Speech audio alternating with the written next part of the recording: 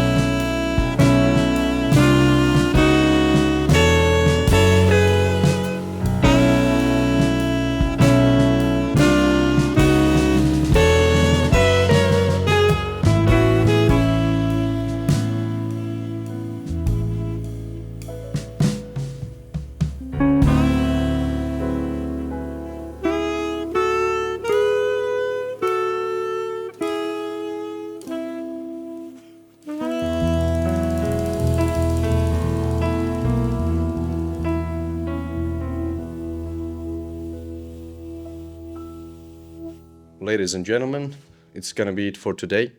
Unfortunately, I couldn't film everything, like the entire process today, because I was busy doing this video so you could watch it as soon as possible. And for the obvious reasons, I'm doing the outro for the first time because Stan is not here. He's gone for a while.